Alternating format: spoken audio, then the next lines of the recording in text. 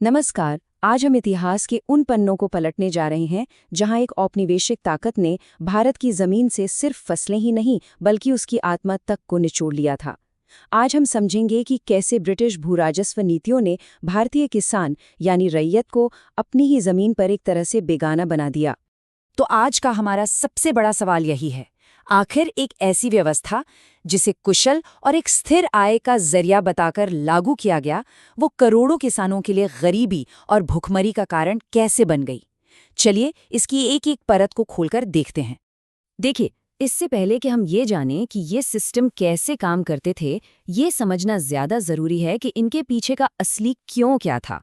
हर policy, हर नियम का सिर्फ एक ही मकसद था, और वो एक शब्द में छिपा है, रेवेन्यू यानी राजस्व। असल में कंपनी का पूरा ढांचा, उसकी सेना, उसका प्रशासन, सब कुछ भारत की जमीन से वसूले गए लगान पर ही तो टिका था। ये कोई मामूली टैक्स नहीं था, ये पूरे औपनिवेशिक शासन का इंजन था। आरसी दत्त जैसे इतिहासकारों ने इस पूरी प्रक्रिया को ड्रेन ऑफ वेल्थ यानी धन की निकासी का नाम दिया। इसका सीधा सा मतलब था कि भारत का पैसा भारत में दोबारा इन्वेस्ट होने के बजाय सीधे इंग्लैंड भेजा जा रहा था, और वहां ये पैसा औद्योगिक क्रांति की आग में घी का काम कर रहा था। अब जरा इस नंबर पर गौर कीजिए, 50%। ये सिर्फ एक आंकड़ा नहीं है, ये किसानों के ऊपर एक बहुत भारी, लगभग असहनीय बोझ था। सोचकर देखिए, अपनी मेहनत की आधी से भी ज्यादा कमाई सिर्फ लगान चुकाने में चली जाती थी। तो लक्ष्य एकदम साफ था, ज्यादा से ज्यादा राजस्व वसूलना। लेकिन इसे जमीन पर उतारा कैसे गया? इसका जवाब एक तरीके में नहीं, बल्कि 3 अलग-अलग सिस्टम्स में था।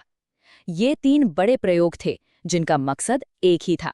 चलिए इन्हें समझते हैं। इस स्लाइड में तीनों व्यवस्थाएं एक नज़र में साफ दिखती हैं।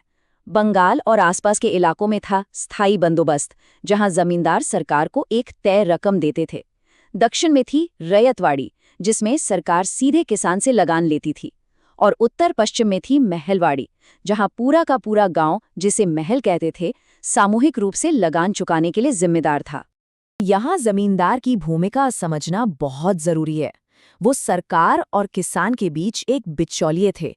सरकार को तो उनसे एक फिक्स्ड रकम मिल जाती थी, लेकिन वो किसानों से कितना वसूलेंगे, इस पर कोई खास कंट्रोल नहीं था।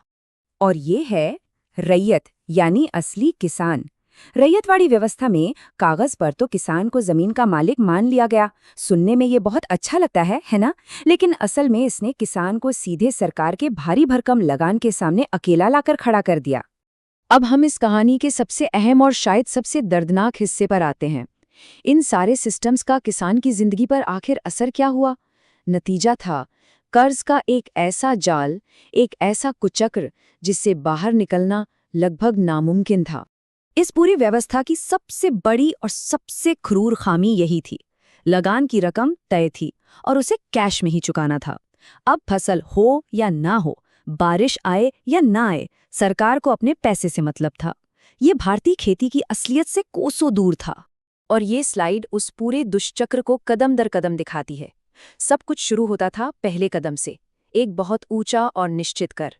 फिर मान लीजिए किसी साल फसल खराब हो गई, लेकिन कर तो माफ नहीं होता था। इससे किसान को तीसरा कदम उठाना पड़ता था, साहूकार से उधार लेना। ऊंची ब्याज दरों के कारण वो कर्ज चुकाने में असमर्थ हो जाता, और अंत में पांचवां और आखिरी नतीजा बस एक ही होता था, अपनी ही जमीन का छिन जाना।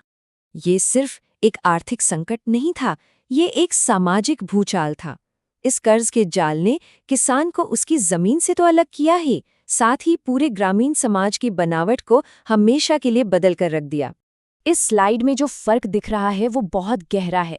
अंग्रेजों से पहले जमीन सिर्फ एक संपत्ति नहीं थी, वो आजीविका का, समुदाय का आधार थी। लेकिन नई व्यवस्था ने जमीन को बस एक चीज बना दिया, जिससे खरीदा बेचा और गिरवी रखा जा सकता था।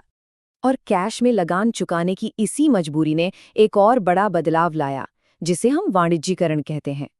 किसानों को खाने के लिए अनाज उगाने की जगह बाजार में बिकने वाली कैश क्रॉप्स जैसे नील, कपास और अफीम उगाने के लिए मजबूर होना पड़ा। इसका नतीजा ये हुआ कि अब भारत का किसान सिर्फ मौसम की मार पर ही नहीं, बल्कि लंदन और न्यूयॉर्क के बाजारों के उतार चढ़ाव पर भी निर्भर हो गया। जब बाजार में दाम गिरते तो किसान बर्बाद हो जाता, और क्योंकि खाने वाली फसलों की खेती कम हो गई थी, इससे बार-बार भयानक अकाल पड़ने लगे।